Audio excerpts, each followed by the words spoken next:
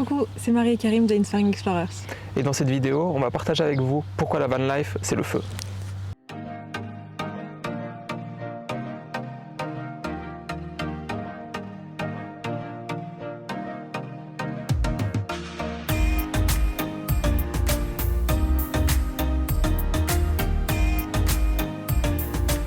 On a publié il y a quelques semaines une vidéo avec les 10 points qui font qu'on trouve que la van life parfois ça craint un peu. Ça a suscité pas mal de réactions. D'ailleurs si vous ne l'avez pas vue, on vous suggère d'aller la voir quand même. On vous la met juste là-haut. Et dans cette vidéo, on va partager avec vous les 10 points, même s'il y en a bien plus, qui font qu'en vrai, on trouve que la van life c'est génial et on ne veut pas changer ce mode de vie parce qu'il y a plein de gens qui nous disent « Ah mais si vous n'aimez pas, alors pourquoi vous faites ça ?» et tout. Et en vrai c'est parce que les avantages évidemment dépassent les inconvénients. Du coup, on va partager. Et de loin. Et de loin. Les 10 points qu'on va partager, ils ne seront pas dans un ordre croissant de nos préférences. Il y aura peut-être juste les 3 premiers où vraiment c'est ce qu'on préfère de loin. Mais sinon, ça sera un peu pêle-mêle. Alors, la première chose qu'on aime, qu'on a appris à aimer, c'est le côté un peu minimaliste. Parce que forcément, on a une taille qui est un peu limitée. On a à peu près 5 mètres carrés. Très limité du coup. Et donc il a fallu qu'on fasse un choix dans ce qu'on allait prendre avec nous, que ce soit en termes d'accessoires, de matériel de sport, d'habits. Pardon? J'ai essayé. Elle dit ça alors qu'elle a pris littéralement 7 pyjamas.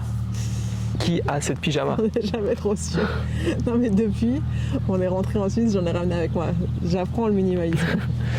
Mais j'avoue que honnêtement, on n'est pas vraiment minimaliste parce qu'on a quand même beaucoup de choses. On pourrait l'être beaucoup plus. On pourrait l'être plus, mais on l'est déjà pas mal. Oui, c'est déjà un bon début. Un autre point qui n'est pas toujours facile, mais c'est d'apprendre à communiquer ensemble.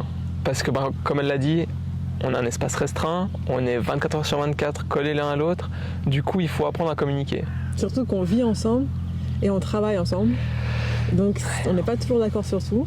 Ouais, et c'est pas toujours facile de faire cette séparation justement entre les deux. Mais du coup, on essaye. C'est pas toujours évident. On n'y arrive pas toujours. Mais de manière générale, ça se passe plutôt bien. Non, en vrai aussi, ce qui est difficile, c'est que quand on est, on va dire, dans la vraie vie, donc pas dans un mode de vie nomade, dans un van, c'est facile d'avoir ce moment à soi. C'est facile de dire, bon, bah, je vais boire un verre avec mes amis, ou je vais courir sur le chemin que je connais par cœur. Enfin voilà, alors que là, c'est moins évident d'avoir nos moments, mais on essaye quand même d'avoir nos moments où moi je vais faire mon yoga, je vais faire mon sport. Moi je vais me balader ou juste écouter de la musique. Ouais, du coup, c'est hyper important, je pense, si vous partez en couple, vivre dans un mode de vie nomade, que ce soit même juste un backpack, prenez vos moments, c'est hyper important. Ouais, c'est pas facile au début, mais il faut apprendre à le faire. Ensuite, comme on l'a dit, on travaille ensemble et le fait de pouvoir travailler depuis n'importe où, c'est vraiment juste un privilège énorme. Donc on peut travailler depuis notre lit, on peut travailler au bord de la plage, en haut d'une montagne si on veut, et ça c'est incroyable. Ouais, du coup par exemple, une fois on s'est retrouvé au bord d'un désert en Espagne avec une vue incroyable, totalement irréelle, et c'était plutôt cool de travailler depuis là. Je crois que c'était notre plus joli bureau. Non, ça c'est vraiment cool. Le prochain point qui est super, mais vraiment super important pour nous, c'est le fait de pouvoir explorer. Quand on voyage, on aime bien pouvoir aller en dehors des sentiers battus, pouvoir aller à des endroits où on ne pourrait pas nécessairement aller si on voyageait juste en avion. Et du coup, là, avec le van, au moins on a cette liberté de pouvoir aller n'importe où, surtout qu'on a plus ou moins un 4x4. Du coup, on peut prendre des routes vraiment éclatées et on pourra toujours aller. Je dois te traîner, t'es pas toujours d'accord. Ouais, c'est vrai. Mais au moins, au final, on se retrouve dans des endroits plutôt cool. Et des endroits où on pourrait pas aller si on vivait pas dans ce van en fait. Si on n'était pas véhiculé, ouais. C'est vrai que quand on a planifié notre tour du monde, le choix de le faire en véhicule s'est fait entre autres parce qu'on adore pouvoir justement aller dans des endroits qui sont pas forcément desservis par les transports publics, où c'est un peu plus compliqué de planifier en tout cas. Et là c'est vrai qu'on a l'avantage de dire ok, aujourd'hui on va aller là, hop, on se met devant, on démarre et on y va. Ça c'est hyper cool. Ouais, cette liberté est vraiment appréciée. Même si parfois les longues heures de route, c'est fatigant. Ouais. Mais au final, souvent l'endroit où on arrive, ça en vaut la peine. Ouais. Donc ça compense.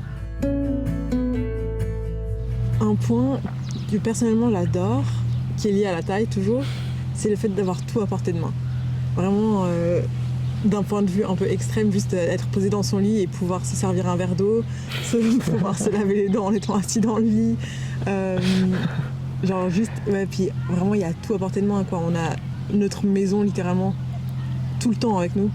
Donc, à portée de bras quasiment en fait. Donc quoi qu'on ait besoin, en principe on a toujours tout et ça c'est vraiment cool.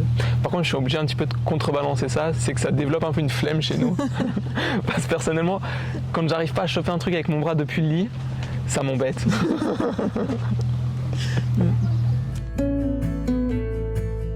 Du coup, le prochain point qui est un peu lié avec celui que Marie vient de dire, c'est qu'on a nos repères en fait.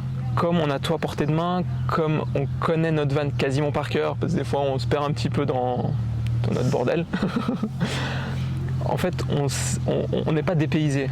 Qu'on soit en Espagne, qu'on soit aux Pays-Bas, en Écosse ou n'importe où, comme on a toujours notre maison avec nous, on n'a pas ce côté vraiment hyper dépaysant et on garde toujours nos repères en fait. Et puis même on a toujours notre lit, donc on dort toujours dans notre lit, on n'a pas des fois ce souci où tu te retrouves à dormir dans des endroits qui sont pas top, qui sont un peu sales et tout. On a quand même toujours notre confort avec nous et ça c'est quand même cool. Ouais, ça fait plaisir d'être chez soi en fait, n'importe où dans le monde. Est-ce qu'on peut compter le nombre de fois où j'ai dit et ça c'est quand même cool? Et le nombre de fois où moi j'ai dit ça c'est plutôt cool. Sur ce point, ça dépendra énormément de votre façon de consommer, de vivre, etc.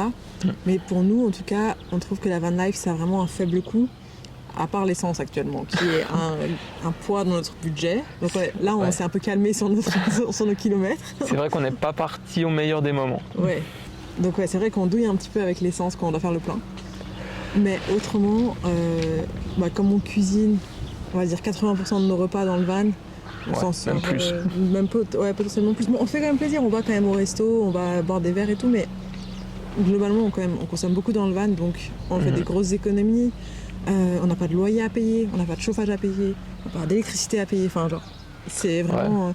Nos seules dépenses, c'est vraiment la nourriture. Les activités. Les activités quand on en fait, les campings, quand on se permet d'aller au camping de temps en temps pour avoir accès à des bonnes douches chaudes et tout. Et surtout l'essence.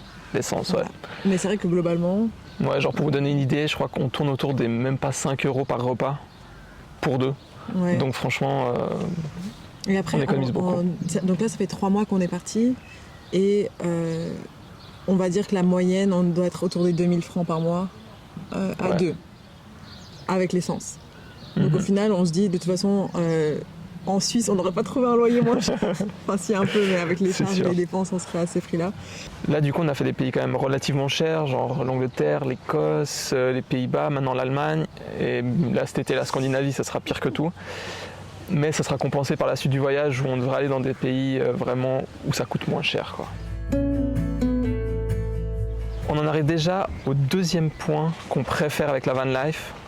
C'est tout simplement les paysages de fou qu'on peut voir, genre quand on roule, quand on se parque à quelque part, les endroits qu'on va visiter. Et franchement, ça n'a pas de prix.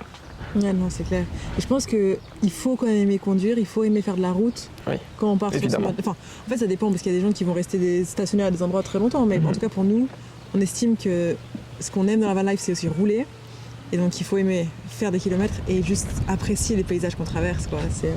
Ouais, et puis évidemment, genre, comme on est parti pour un tour du monde, le but c'est quand même de voir le monde, donc de rouler. Non, c'est clair. Et puis même, c'est aussi la possibilité de pouvoir aller randonner un peu n'importe où, de dormir et de se réveiller avec des vues de fou. Franchement, c'est inestimable. Les vues qu'on a vues jusqu'à maintenant, enfin les paysages qu'on a vus jusqu'à maintenant, incroyable. Ouais. Et enfin, le top du top, vraiment pour nous, la raison numéro 1. Ouais, ce qui fait que vraiment, on n'a pas envie d'abandonner ce mode de vie, même s'il y a des points négatifs, c'est la liberté que ça procure. Parce que vraiment, il n'y a pas un sentiment de liberté plus grand que de celui de pouvoir décider où est-ce que tu te réveilles tous les jours, où est-ce que tu vas d'un jour à l'autre, où est-ce que tu vas travailler. On a aussi le luxe de pouvoir décider combien d'heures par semaine on travaille, finalement, combien d'heures on roule, quand est-ce qu'on se repose. Enfin, ouais, je sais pas, on est totalement libre de savoir où on va, où on s'arrête, qu'est-ce qu'on fait, qu'est-ce qu'on veut faire, qu'est-ce qu'on ne veut pas faire. C'est vrai que, encore une fois, c'est inestimable, quoi. C'est vraiment ce qui fait qu'on se sent libre, qu'on se sent vivre. et qu'on voudrait changer ça pour rien au monde en fait. Donc évidemment que la van life, c'est pas tout rose, contrairement à ce qu'on peut parfois voir sur les réseaux. D'ailleurs, c'était pour ça qu'on avait fait la vidéo avec les 10 points négatifs, les 10 challenges, disons. C'est vrai que le titre pouvait porter à confusion. Bah, c'était fait exprès. C'était fait exprès. Mais en même temps, c'est vrai qu'à certains moments, on se dit, franchement, ça saoule quoi, ça saoule. Ça peut être fatigant, des fois, il y a des jours où tout va mal, t'as l'eau qui fuit, trouve pas de station essence, trouve pas de camping pour vider l'eau, enfin... Il y a des jours où tout s'accumule et c'est difficile. Mais en même temps, c'est normal. Genre, quand on est chez nous tranquillement en Suisse, aussi, il y a des jours où tout va mal. Exactement. Mais moi, je pars du principe que du moment que les points positifs sont supérieurs aux points négatifs, ou sont plus nombreux, pourquoi changer? C'est clair. Du coup, si vous songez à vivre la van life, ou si vous la vivez déjà d'ailleurs, faites-nous part de vos pensées. On peut échanger. Ouais. Dites-nous ce que vous préférez dans la van life. Ou qu'est-ce qui vous fait le plus rêver à l'idée de démarrer ce mode de vie aussi peut-être. Ouais. Du coup, si vous avez aimé cette vidéo, n'hésitez pas à lâcher un pouce bleu, à commenter et à vous abonner à notre chaîne. Et à nous suivre sur Instagram. Aussi. À bientôt.